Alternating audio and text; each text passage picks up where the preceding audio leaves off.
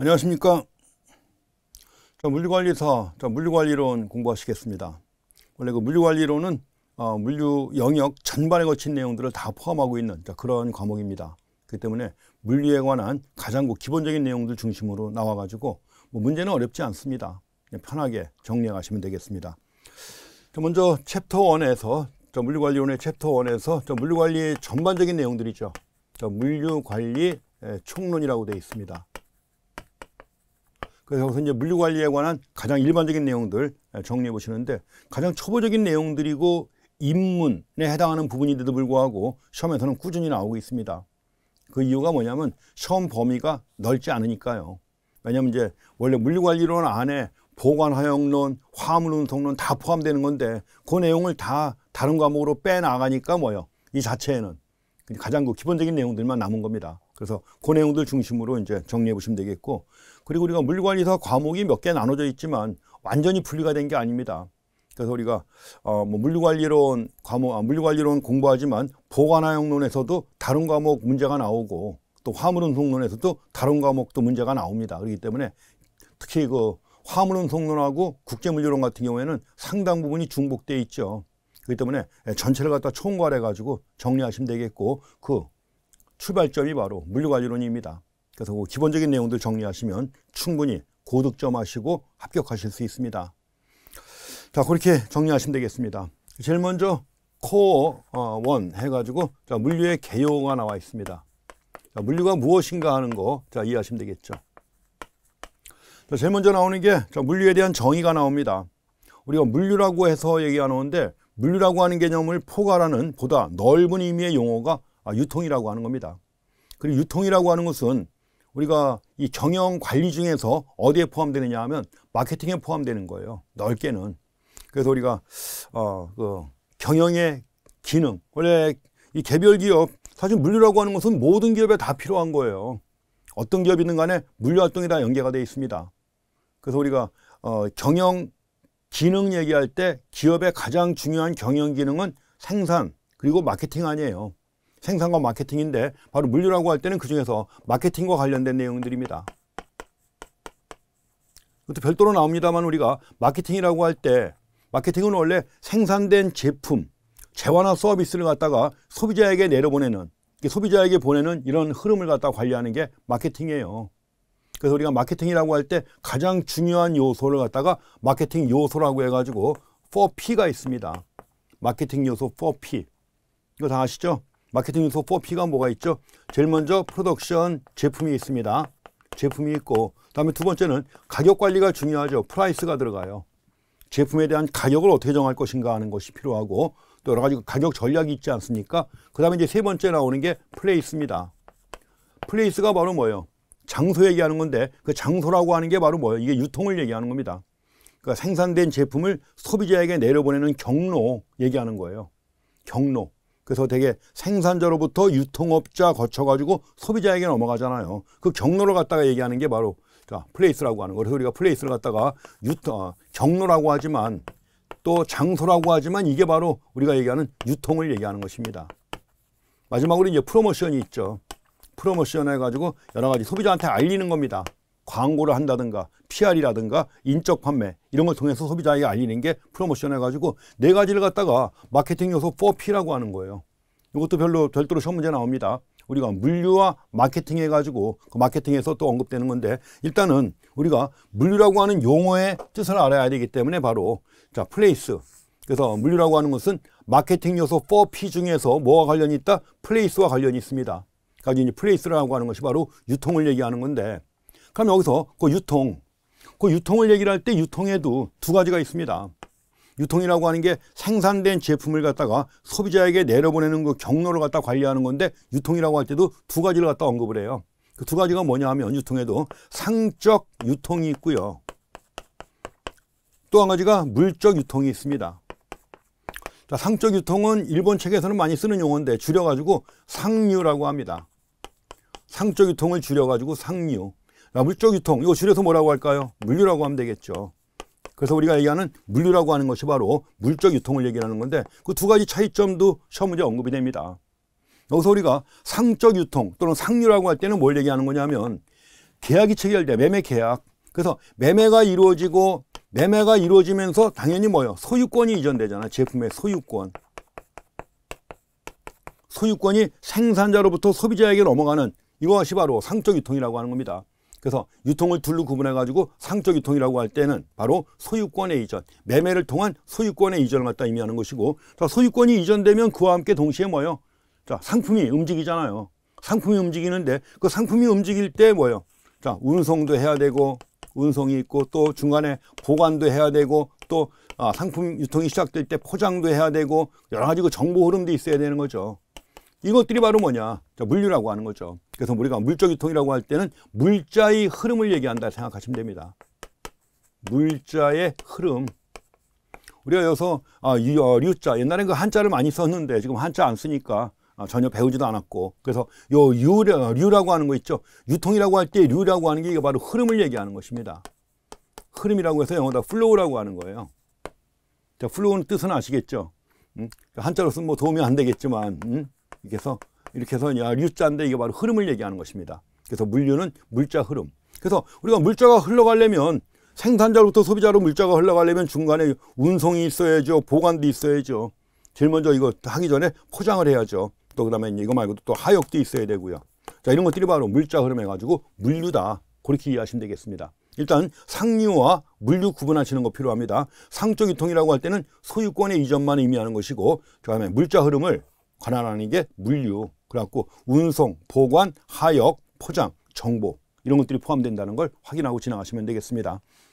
그래서 먼저 그 유통의 뜻이 나와 있는데, 뭐 유통의 뜻은 뭐 중요한 건 없습니다. 어쨌든 간에 유통이라고 하는 게, 자, 물자가 흘러가는 거. 그래서 마케팅 요소 4P 중에서 자, 플레이스에 해당한다는 것이고, 이게 이제 그래서 일반적인 의미에서 유통이라고 할 때는 거기 그 박스 안에 뜻이 나와 있죠. 그래서 일반적인 의미에서 유통이라고 할 때는 생산자로부터 소비자에게 상품과 서비스의 이전이 이루어지는 거예요. 그 상품과 서비스의 이전을 통해서 장소, 시간, 소유, 형태, 효용을 창출하는 것이다. 자, 장소적 효용, 또 나중에 구분해 봐야 됩니다. 장소적 효용과 시간적 효용과 소유 효용과 형태 효용을 창출하는, 자, 이런 활동이 바로 일반적인 의미에서 유통이라고 하는 겁니다. 그러니까 결국 생산자와 소비자를 갖다 연결시켜 주는 거 아니에요. 그렇죠? 자, 그렇게 이해하시면 되겠고, 반면에 이제 이걸 구분해서 파악할 때, 넓은 의미에서 파악할 때는, 자, 일반적 의미에 더해가지고, 자, 물적 유통, 그 다음에 정보 유통, 상업 활동이 다 포함되는 개념이다 해가지고 간략하게 뜻만 이해하시면 되겠습니다. 그럼 이제 그 중에서 중요한 게 뭐냐? 물류라고 하는 거죠. 우리가 이제 주로 공부할 내용이 바로 그 중에서, 자, 물류가 되겠습니다. 이 내용이죠. 자, 물류와 관련된 내용. 그래서 물류와 관련된 내용 해가지고 거기 뭐 언제 시험 문제 나왔다는 게 표시가 되어 있는데 거의 매번 나옵니다. 자, 물류가 뭐냐? 그래서 물류에 대한 설명이 가장 초보적인 내용인데 매년 나와요.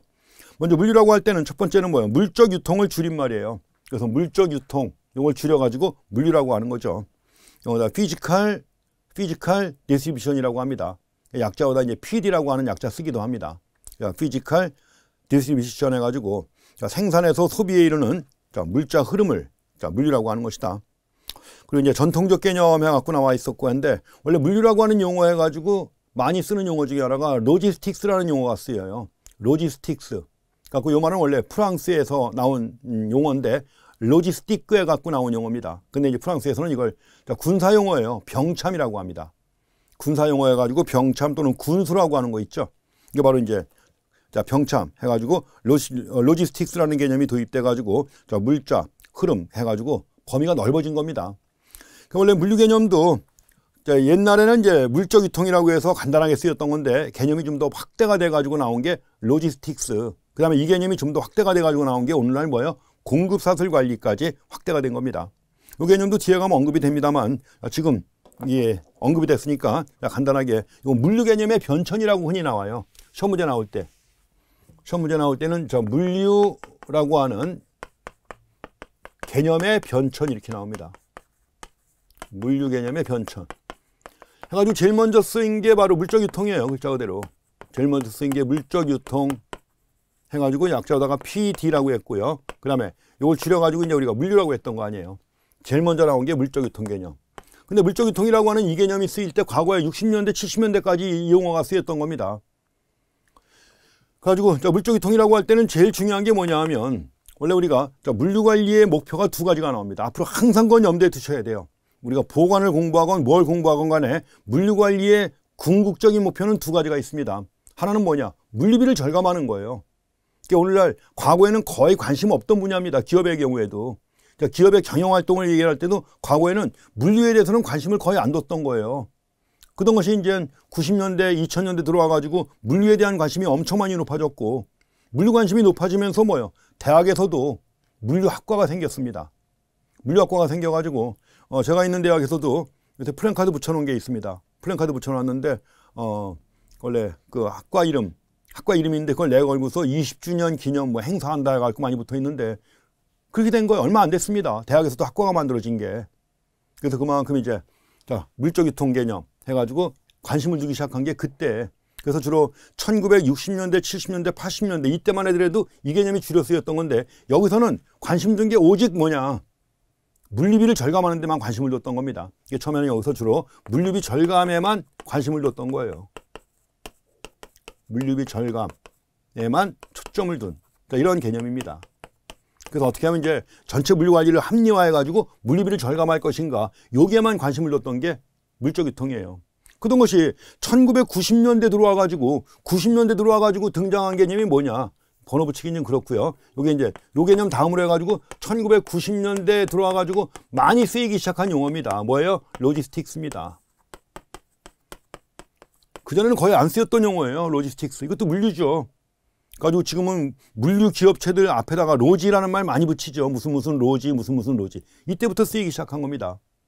원래 90년대 와가지고는 마케팅에서도 고객을 중시하기 시작했던 거예요. 마케팅에서도 고객을 중심으로 해가지고 고객 만족 경영 이런 개념들이 크게 등장한 겁니다. 그래서 물류에서도 마찬가지로 로지스틱스라는 개념이 나오면서 뭐냐? 이건 원래 용어의 원어는 병참이라고 그랬죠. 프랑스에서 나온 병참이라는 용어에서 나온 개념인데 그만큼 이제 개념이 좀 더 고도화되고 또 개념이 좀 더 첨단화된 거예요. 이게 범위가 확대가 됐고 가지고 로지스틱스라는 개념이 나오면서 여전히 이때부터 고객 서비스 개선이라는 게 추가가 된 겁니다. 고객 서비스 개선이 물류관리의 목표로 추가가 됐어요. 그래서 과거에 이때는 물류비 절감에만 초점을 맞췄던 건데 로지스틱스라는 용어가 쓰이기 시작하면서 고객 서비스 개선이 물류관리의 목표로 추가가 된 겁니다. 그러면서 이제 여기 들어와가지고 나온 건데 그러면서도 여전히 고객 서비스 개선이 추가가 됐지만 로지스틱스에서는 여전히 부분 최적화. 운송은 운송 영역에서 최적화, 보관에서 최적화 해가지고 부분 최적화에 머물렀던 겁니다. 이런 것이고 그런 것이 2000년대 들어와가지고 가장 고도화되고 첨단화된 개념이 나옵니다. 2000년대.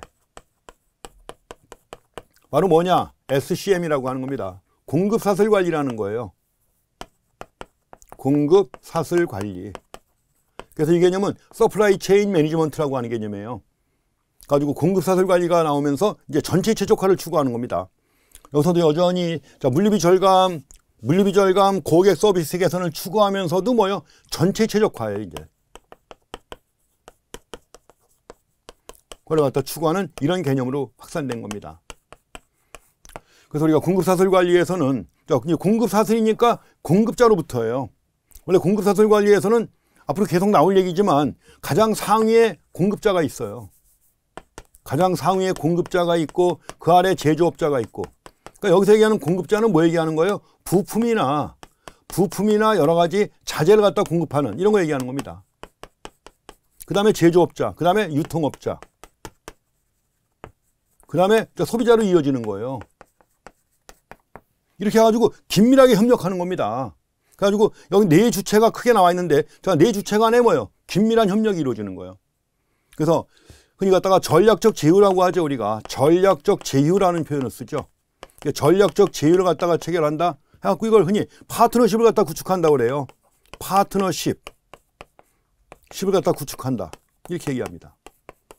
그러니까 긴밀하게 협력하는 거예요. 수평적인 입장입니다. 지금 우리가 이렇게 위아래 이렇게 그려놨는데 이 위아래 표시한 이유가 대개 이 공급자로 갈 때 이걸 상류라고 그래요. 공급사슬 이걸 갖다 공급사슬이라고 하는 건데 전체가 다 연계가 된 거예요. 체인으로 연계가 되어 있습니다. 체인으로 연계가 돼가지고 사슬이라고 그래요.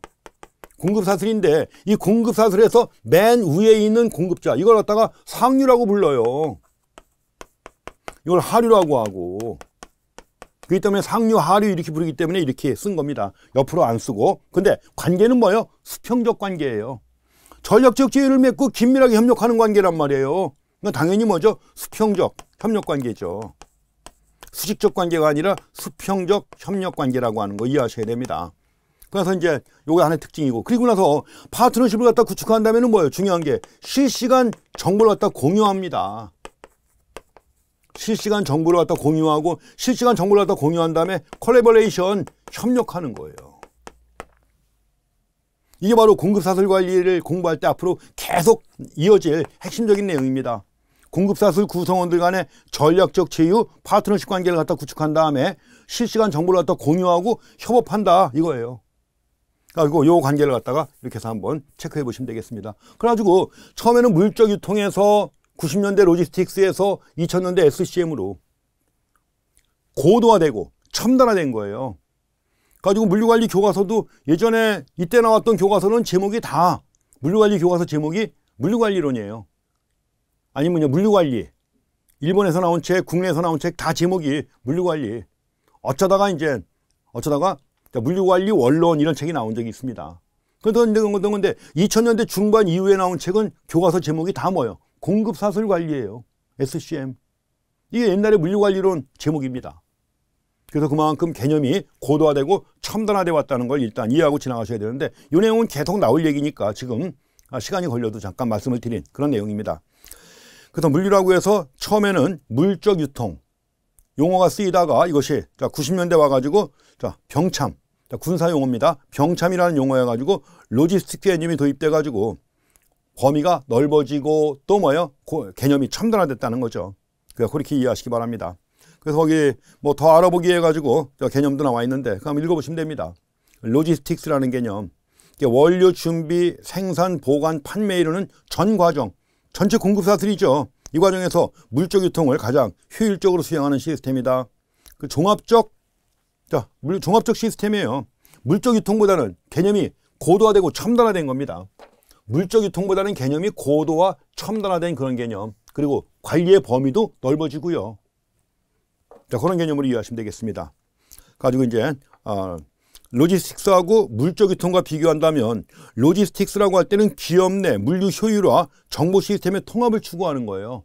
반면에 이제 그 이전에 있었던 물적 유통이라고 할 때는 부문별 효율화를 갖다 추구함으로써 물류비 절감에만 초점을 맞추고 있다는 거. 그렇게 해서 그 차이점 한번 읽어보시면 되겠습니다.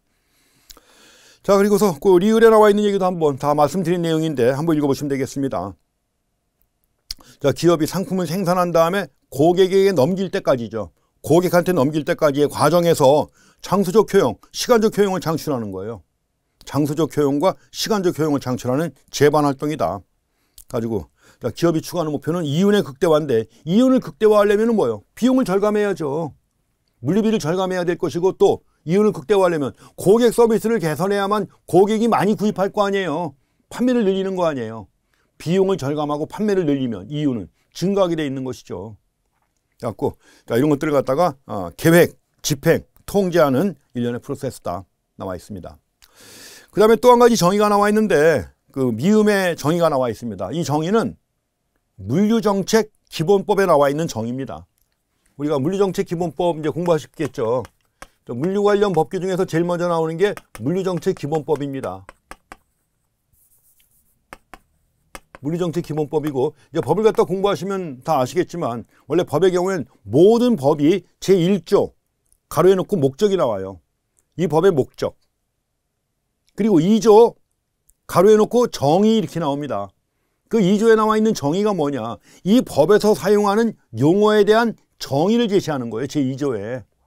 그래서 물류정책 기본법의 경우에도 제2조 해가지고 정의라고 해가지고 이 법에서 사용하는 용어의 정의가 나오는데 당연히 이 법에서 사용하는 용어 중에 제일 첫 번째 용어가 뭐예요? 물류죠. 물류가 뭔가 정의를 내려야죠. 물류가 뭔지. 그래서 물류에 대한 정의가 여기 나와 있는 겁니다.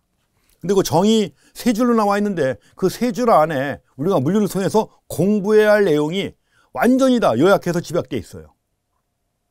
가지고 이제 우리가 앞으로 공부할 내용이 원래 물류의 경우에도 물류 영역이라는 게 있어요. 물류 영역. 자, 공급자로부터 부품을 조달해야죠. 공급자로부터 부품을 조달해야만 생산할 거 아닙니까? 그래서 공급자로부터 부품을 조달하는 걸 조달 물류. 그다음에 기업이 제조업자가 생산하는 과정에서도 물류 활동이 이루어져요. 그런데 우리가 자동차 조립 공정 보세요. 자동차 조립 공정 쭉 보게 되면은 뭐예요? 자동차 처음에 셰시에서 출발해가지고 부품을 하나하나 붙여나가면서 최종 맨 끝에서 완제품 나오잖아요. 생산 공정 중에도 물류 활동이 이루어지잖아요. 부품을 조달해가지고 장착해야 되니까. 그 생산 과정 중에 이루어지는 게 생산 물류가 있어요. 그러면서 제품을 생산했잖아요. 유통업자한테 넘겨가지고 소비자한테 넘기는 과정에서 판매가 이루어지는 거 아닙니까? 판매 물류. 그 다음에 여기서 끝나느냐? 아니죠. 이렇게 간다고 해서 끝나는 게 아니라 또 반대 방향으로 소비자가 물건을 반품에 씁니다. 반품 물류. 자, 반품하면 반품된 물류가, 물자가 다시 생산자한테 가야 될 거 아니에요. 반품 물류, 그 다음에 또 회수 물류, 폐기 물류 이런 거 있다면 반대 방향으로 가는 거예요. 여러 가지, 판매하는 과정에서 쓰인 여러 가지 골판지 상자라든가 이런 것들 회수해가지고 다시 쓰거나 아니면 폐기해야 된단 말이죠. 이런 걸 우리가 물류 영역이라고 불러요. 물류 영역이라고 해가지고 조달 물류, 생산 물류, 판매 물류, 그리고 영물류라고 해가지고 반품 물류, 회수 물류, 폐기 물류가 있단 말이에요. 물류 영역이라고 하는 게 있고, 그 다음에 또 우리가 물류 기능이라는 게 있어요. 물류 활동 또는 물류 기능이라고 해가지고 아까 이거 지웠는데 우리가 물류 활동이라고 할 때 중요한 게 뭐죠? 운송, 보관. 그러니까 운송과 보관의 앞뒤에 하역이 있어요. 또 이것이 이루어지려면 출발점은 포장이 돼야 되죠. 그 다음에 과정 중에 정보 활동이 함께 연계가 되죠. 이건 물류 활동, 물류 기능이라고 그래요. 운송, 보관, 하역, 정보통신 이런 것들. 그래서 이 물류 영역, 물류 기능 이런 용어들이 다 통합돼 가지고 이 정의 세 줄에 들어가 있어요. 당연히 법에서 나오는 물류에 대한 정의니까는 뭐예요? 관련된 내용들을 다 집어넣어 가지고 정확하게 정의를 해야 되잖아요. 아주 잘 만들어진 정의입니다. 한번 읽어보십시다. 뭐라고 돼 있죠? 미음입니다. 자, 생산 단계에서 소비 단계로의 전체적인 물적 흐름이에요. 물적 흐름인데, 즉 재화가 공급자로부터예요. 재화가 공급자로부터 조달 생산되어 그러면서 그 뒤에 뭐 나와 있죠? 자, 수요자에게 전달되거나 수요자에게 전달되는 거예요. 판매 물류.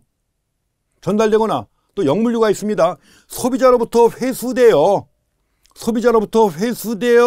폐기될 때까지 영물류죠.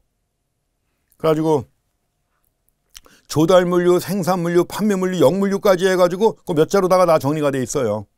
자, 공급자로부터 조달 생산되어 수요자에게 전달되거나 소비자로부터 회수되어 폐기될 때까지 이루어지는 물류 영역이에요. 그 다음에 그 뒤에 나오는 말 운송, 보관, 하역 등과 이 세 가지가 제일 중요한 물류 활동이에요. 근데 그 세 가지 말고도 계속 이어지는 게 있죠. 자, 운송, 보관, 하역 등과 이에 부과되어 가치를 창출하는 가공, 조립, 분류, 수리, 포장, 상표 부착, 판매, 정보통신 등의 모든 활동을 말한다. 이렇게. 물류에 대한 정의, 법에 나와 있는 정의예요. 이거 정의 안에 물류 흐름부터 시작해가지고 물류 영역, 물류 기능 다 포함한 정의입니다. 이것이 아주 가장 어떻게 보면 완벽한 정의 중에 하나로 정리해 보시면 되겠습니다. 그래서 이런 정의가 나온 다음에 이게 뭐게 이렇게 물어보면 이게 물류다 하는 것입니다. 그렇게 이해하시면 되겠습니다.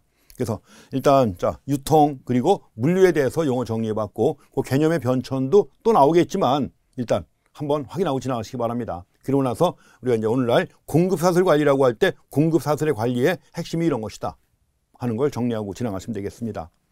자, 지금 본 내용들이 이제 계속 반복됩니다. 2번 보시게 되면 상류, 즉 상적 유통하고 물류, 물적 유통을 대비해 놨죠. 이것도 직접 시험 문제가 나옵니다. 왜냐하면 과거에는 상적 유통과 물적 유통이 분리가 안 됐던 거예요. 상물 통합 내지는 상물 일치라고 했던 겁니다. 그런데 오늘날에 와가지고는 뭐냐? 상적 유통과 물적 유통이 완전히 분리가 돼가지고 별도 활동으로 이루어져요. 상물 분리라고 하는 것이고 그 상물 분리의 효과가 시험에 여러 번 나왔습니다. 그래서 이제 그 내용 잠깐 정리해 보는 것입니다. 먼저 상류와 물류의 구분 나와 있습니다. 자, 상류, 상적 유통이에요. 상적 유통이라고 할 때는 핵심이 뭐예요? 소유권의 이전, 그거예요. 소유권의 이전만 포함하는 거예요. 그러니까 상적 유통이라고 할 때는 매매가 이루어지고 매매를 통해서 소유권이 이전되는 게 상적 유통의 핵심이 되는 겁니다. 그래서 상적 유통이라고 할 때는 판매자와 구매자의 관계에만 초점을 맞추는 거죠. 그래서 유통 경로 내에서 판매자와 구매자의 관계에 초점을 맞추는 것이고, 그건 뭐 역할이라고는 나와 있는데 역할이라기보다 이게 상적 유통이다 하는 겁니다. 가지고 상품의 거래 활동에다가 더해가지고 금융 보험 등의 보조 활동은 뭐다? 상류예요. 21회 시험에 그대로 나온 겁니다. 2021년 시험에, 2021년도 시험에 상품의 상류는 상품의 거래 활동에다가 금융 보험 등의 보조 활동을 포함해 가지고 이게 상적 유통이에요. 반면에 물류는 뭐라고 그랬죠? 물자 흐름입니다. 물적 유통이라고 해서 물자 흐름이라고 그랬죠. 그래서 물류 경로상에서 이동 또는 보관 중인 물품에 대한 관리 활동이에요. 물품에 대한 관리 활동. 갖고 이것이 물적 유통이라고 하는 것이고, 물적 유통 과정에서 시간적, 공간적 효용이 창출됩니다. 원래 시간적 효용을 창출하는 건 보관이에요. 보관. 그런데 가을에 사과가 엄청 많이 나오잖아요. 가을에 사과 공급량이 크게 증가하면 사과 값이 떨어지잖아요. 그 창고에 보관합니다. 보관하다가 사과 생산이 안 될 때 내보내는 거예요.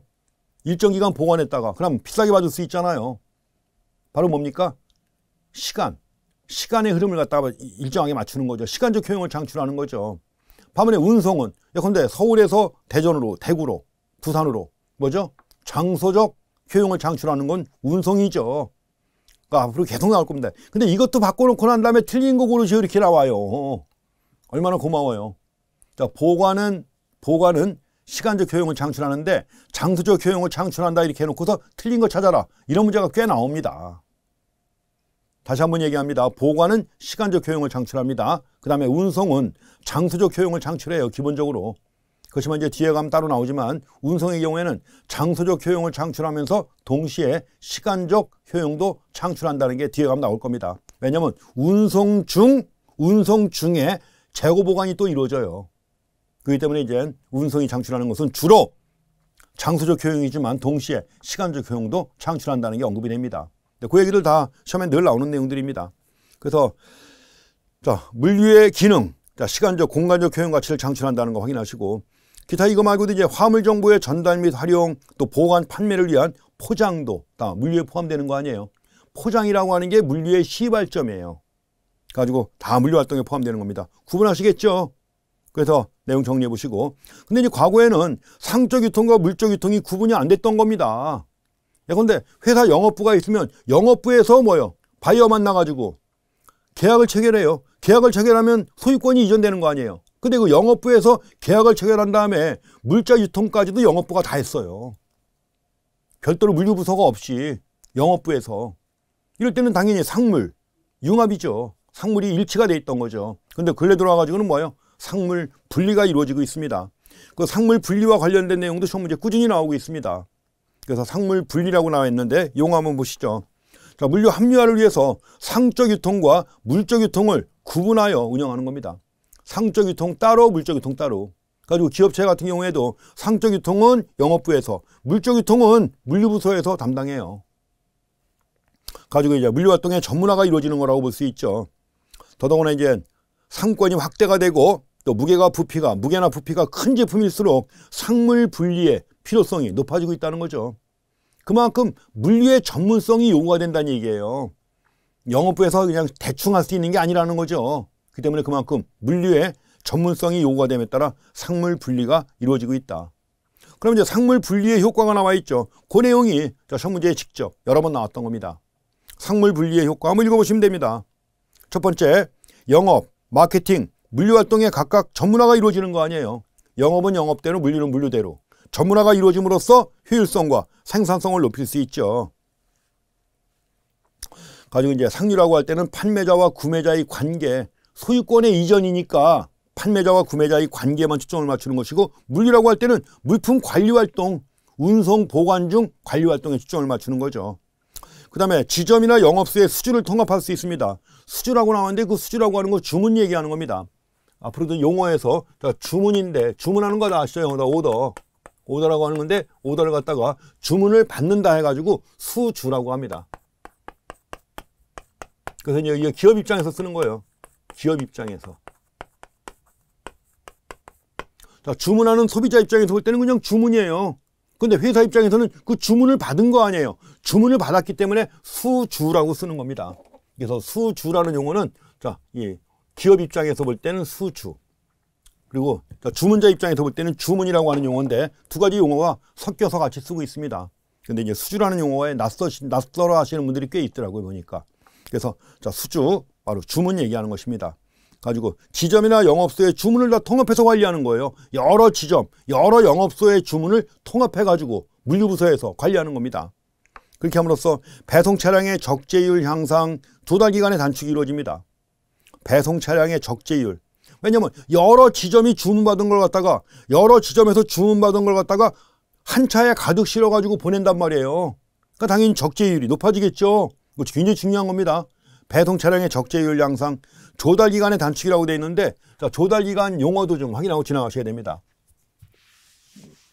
앞에서도 조달이라는 용어 나왔었죠. 자, 공급자로부터 부품을 조달받는다. 그때 조달 물류라고 했잖아요. 근데 여기서도 자, 조달 기간이라고 했는데 조달 기간. 이거 다 조달 기간 해가지고 나 리드 타임이라고 했습니다. 리드 타임. 이 조달 기간은 뭐냐면 자, 주문 이후 고객이 주문했습니다. 고객 주문 후 고객이 물건을 받을 때 고객이 받는 겁니다. 고객이 받을 때까지 그 기간이에요. 자, 고객이 상품을 주문한 다음에 주문한 물건을 받을 때까지 걸리는 기간을 조달 기간이라고 하는 겁니다. 이 조달 기간을 길면 될까요, 안 될까요? 요새 고객 욕구가 점점 더 다양화되고 고객들이 못 기다려요. 이걸 단축하기 위해서 뭐 새벽 배송이니 이런 게 생긴 거 아닙니까?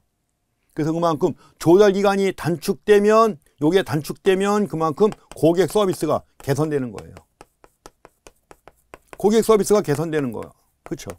그래서 오늘날의 물류에서 아주 중요한 과제 중에 하나가 뭐예요? 조달 기간을 단축하는 겁니다. 그래갖고 고객 서비스를 개선하는 거. 주문한 다음에 물건 금방 받고 나니까 다음에도 필요할 때마다 거기다 주문하는 거죠. 제일 빨리 보내는 데다가. 그러니까 뭐 새벽 배송이니 뭐 당일 배송이니 이런 용어까지 생겨나는 거죠. 그래서 이걸 조달 기간이라는 용어 이렇게 확인하시기 바랍니다. 리드 타임이에요. 리드 타임 또는 조달 기간. 주문으로부터 고객이 받을 때까지 걸리는 기간. 또 이제 이 조달 기간하고 똑같은 개념인데 공급자 입장에서 쓰는 이 조달 기간은 보통 소비자 입장에서 쓰는 용어예요. 근데 이거 갖다 이제 공급자 입장에서 볼 때는 주문 주기 시간이라는 게 또 나오는데 그건 뒤에 가면 다시 나온 다음에 또 다시 비교해서 말씀드리겠습니다. 그러니까 일단 여기서는 조달 기간이라는 뜻을 명확하게 해놓으시고 조달 기간을 단축하는 게 고객 서비스를 개선하기 위해서 중요한 과제가 된다는 걸 확인하시기 바랍니다. 다음에 거기 효과 중에 물류 거점을 통한 운송. 물류 거점이라는 건 물류 센터나 물류 창고 같은 거 얘기하는 거예요. 거점. 영어로 노드라고 하는데 물류 거점을 통한 운송이 이루어져 가지고 수송 단계 통합이 이루어지고 또 대형 차량을 이용할 수 있죠. 배송 차량의 적재율이 향상되니까는 뭐예요? 대형 차량을 이용할 수 있죠. 그렇게 함으로써 운임을 또 절약할 수도 있습니다. 이게 상물 분리의 효과예요.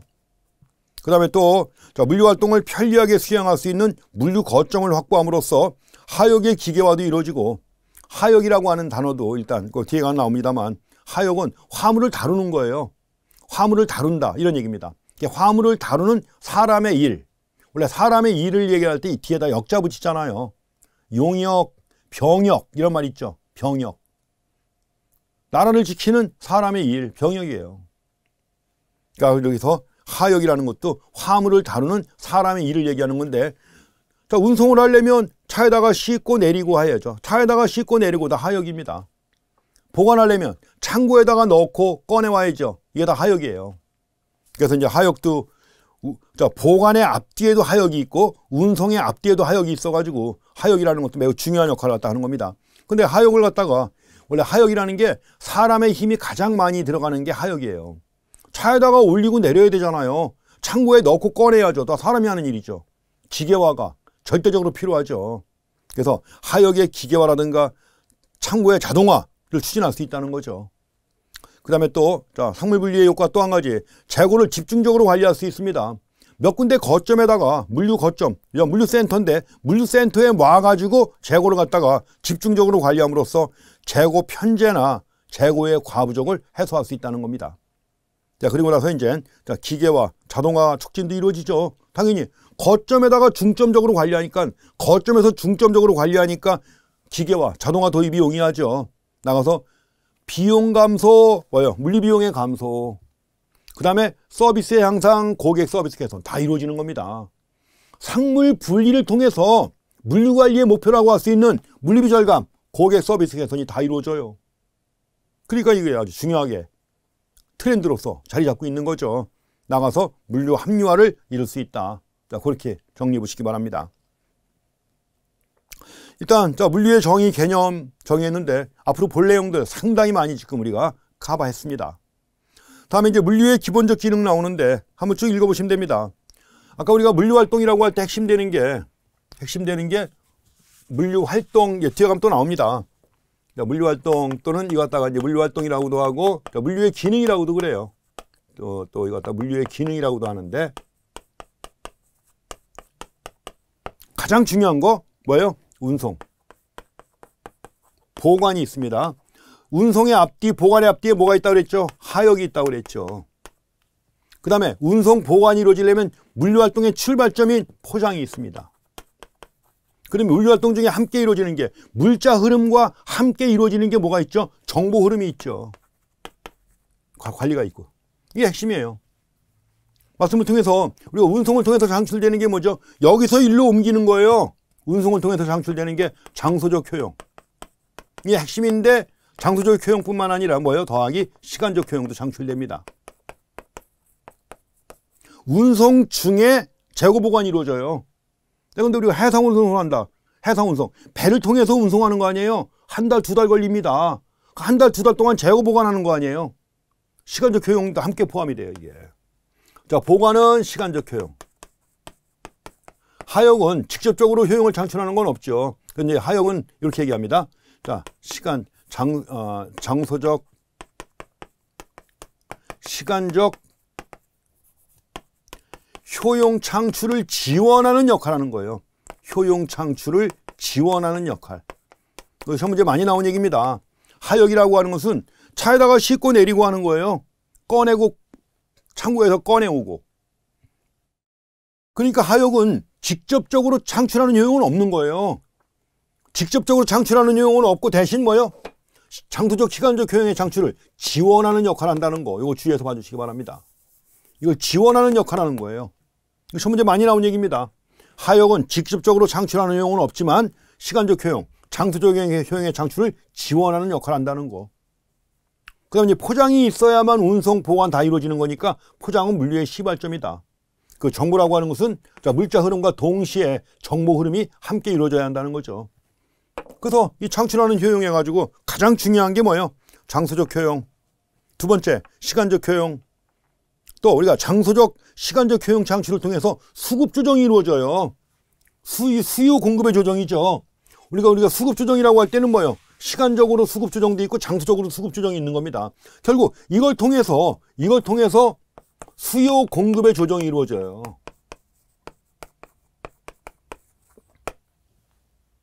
자, 장소적으로 수요 공급 조정, 시간적으로 수요 공급 조정이 이루어지죠. 근데 수요 공급이 조절되면 이걸 통해서 나오는 게 뭐죠? 우리가 수요 공급에 의해서 가격이 결정되죠. 또 수량도 결정되잖아요. 수량. 여기서 또 가격, 수량 조정이 함께 이루어지는 겁니다. 이게. 수요 공급의 원리 다 아시잖아요. 수요 공급에 의해서 가격 결정되지요. 그 다음에 수량도 결정되죠. 그러니까 당연히 가격 기능, 수량 기능도 함께 나오는 겁니다. 그래서 거기에 세 번째 나오는 게 뭐예요? 수량적 기능. 자, 장소적, 시간적 효용 창출을 통해서 수급 조정이 이루어지고, 따라서 수량적 기능, 그리고 나가서 가격적 기능 함께 이루어집니다. 그와 함께 품질적 기능도 나와요. 자, 품질적 기능 해가지고 우리가 운송 중에, 보관 중에 또 가공이나 조립, 포장이 이루어집니다. 창고의 보관 중에 가공도 이루어져요. 가공이 이루어져가지고 이게 바로 뭐예요? 품질 조정이 이루어지는 것입니다. 그러고 나서 인격적 기능. 인격적 기능은 뭐예요? 생산자와 소비자가 따로 위치하는 건데, 생산자, 소비자가 따로 위치하고 있지만 생산자와 소비자를 연결시켜주는 것이 바로 물류 아니에요. 이걸 인격적 기능이라고 하는 겁니다. 생산자와 소비자가 별도로 존재하는데 그 생산자와 소비자를 연결시켜주는 기능, 이거 갖다가 인격적 기능이라고 하는 겁니다. 자, 물리의 기본적 기능이에요. 장소적, 시간적 기능 두 가지가 핵심이고, 자, 이걸 통해서 수량적, 가격적 조정이 이루어지고 품질 조정과 인격적 기능, 인격적 조정도 함께 이루어집니다. 다 물리의 기능입니다. 이해가시죠? 부터 보시고. 자, 다음에 이제 물리의 중요성이 부각되는 이유인데, 최근에 물류 환경의 변화입니다. 자, 최근에 전 세계적으로 변하고 있는 트렌드예요. 이것 때문에 특히 물류가 중요하게 된 것이다. 그래서 과거에도 60년대, 70년대, 80년대만 해도 크게 물류비에 대해서 관심이 없었던 거예요. 그저 어떻게 하면 물류비를 절감할 것인가에만 관심이 없던 것이고, 근데 이게 고도화되고 첨단화된 배경에는 이제 물류가 중요하게 된 거예요. 이게 물류가 중요하게 됨으로써 로지스틱스 SCM으로 개념도 첨단화된 겁니다. 그 이유가 뭐냐는 거죠. 읽어보시면 다 압니다. 읽어보고 이해하고 지나가시면 돼요. 첫 번째, 전자상거래가 확산이 됐습니다. 아시죠? 다 겪고 있는 거예요. 우리가 살면서. 전자상거래가 확산됨으로써 주문의 수가 크게 증가했다. 물류가 중요하다. 당연하죠. 두 번째, 고객 욕구가 다양화되고 고도화된 거. 이게 제일 중요한 배경 중에 하나입니다. 고객의 욕구가 고도화되고 다양화됐다. 또 운송시간 및 비용이 크게 상승했어요. 교통체증이나 이런 것들 때문에 운송시간 비용도 상승했고, 또 제조부문의 원가 절감의 한계. 자, 제조부문의 원가 절감의 한계에 온 거예요. 이제 더 이상 제조 과정에서 원가를 절감할 수 없다. 그러면 마지막 남은 비용 절감의 분야가 어디냐? 물류예요. 물류. 그 도요타 자동차 회사에서도 나온 게 있습니다. 마른 수건도 쥐어짤 정도로, 마른 수건을 쥐어짤 정도로 비용을 절감하는 거예요. 더 이상 비용을 절감할 데가 없어요, 이제. 마지막 남은 분야가 어디다? 물류. 그래서 이것도 물류의 중요성이 부각된 중요한 이유 중에 하나가 된 것입니다. 그 다음에 이제 경쟁력 강화를 위해서도 물류 부문의 우위를 확보할 필요가 있고, 이런 내용들 정리해 보시면 되겠습니다. 자, 다음에 이제 3번에 물류의 역할 나와 있는데, 이것도 그냥 우리가 이제 물류가 어떤 역할을 담당하는가 쭉 봤으니까 이걸 크게 국민경제 전체적 관점에서 볼 때 물류가 왜 중요하냐. 또 두 번째로는 사회 경제적 측면에서 볼 때 물류가 왜 중요한지. 마지막으로 개별 기업의 관점에서 볼 때 물류가 왜 중요한가 하는 걸 갖다가 물어본 겁니다. 근데 여기서는 그 세 가지로 구분해 놨는데, 세 가지 구분한 내용이 섞이지만 않도록 구분해서 보시면 돼요. 그 내용을 제시한 다음에 요거는 국민경제적 관점에서 본 물류 역할이다. 뭐 이런 식으로 문제가 나옵니다. 그렇기 때문에 그 세 가지만 혼동되지 않게 구분하시면 돼요. 그래서 먼저 일단 국민경제적 관점에서 파악할 때 물류의 역할, 상류 합리화를 통한 상거래 대형화를 유발할 수 있다는 거죠. 물류가 뒷받침돼 있어야, 물류가 뒷받침을 해줘야만 상류도 합리화할 수 있다는 겁니다. 상류 합리화를 통해서 상거래의 대형화도 유발할 수 있고, 또 물류비가 절감됨으로써 기업의 체질 개선되고, 그 다음에 소비자 및 도매 물가 상승도 억제할 수 있죠. 그만큼 물류비가 절감되면 물가에도 영향을 미쳐요. 물가를 갖다 안정시킬 수 있다는 겁니다. 물류비 절감을 통해서 물가 안정을 이룰 수 있다. 물가라는 게 나라 경제 전체의 가격 흐름을 얘기하는 거 아니에요. 그렇기 때문에 물가 상승을 억제한다고 하면 국민경제적 관점에서 볼 때 역할입니다. 그 다음에 정시배송이 실현됨으로써 서비스 향상에 이바지한다. 소비자에게도 양질의 서비스를 제공한다. 한 나라 모든 소비자에게 양질의 서비스를 제공할 수 있다는 거죠. 그 다음에 효율적인 물류체계를 갖다 구축함으로써 지역 간 균형 있는 발전도 나라 차원이에요. 국가 차원. 지역 간 균형 있는 발전 촉진, 인구의 지역적 편중을 막을 수 있다. 또 사회 간접 자본이라든가 물류시설에 대한 투자 증대, 역시 이것도 뭐예요? 나라 전체 입장이죠. 그렇게 해서 이것은 바로 국민경제 관점에서 본 물류 역할이다. 그렇게 구분해 보시고, 다음에 이제 사회경제적 관점도 나오죠. 여러 가지 끝에 나와 있지만 그 산업구조에서도 물류가 큰 비중을 차지하게 된 것이고, 그 다음에 또 한 가지 물류 활동이 여러 다른 활동에도 영향을 미친다는 거죠. 갖고 보시고, 그 다음에 이제 개별 기업 관점에서 볼 때는 물류 역할이 바로 뭐예요? 물류비 절감, 고객 서비스 개선, 이걸 통해서 뭐예요? 기업의 이윤을 증대시킬 수 있는 거 아니에요? 그 얘기입니다. 그래서 세 가지만 혼동되지 않도록 구분해가지고 확인해 보시면 됩니다. 시험 문제가 나와도 그렇게 나와요. 혼동되지 않도록 정리하시면 되겠습니다. 자, 이렇게 해서 이번 시간 첫 시간이기 때문에 그 책에 나온 내용 다 포함해가지고 일단은 우리가 물류를 갖다 공부할 때 알아야 될 전체 내용들을 갖다 다 정리해 봤습니다. 지금 본 내용들이 계속 반복돼서 나와요, 이제. 그래서 지금 첫 시간에 공부한 이 내용만 잘 이해하고 지나가시면 뒤에 내용은 점점 더 쉬워집니다. 이번 시간 여기까지 정리해 보겠습니다. 수고했습니다.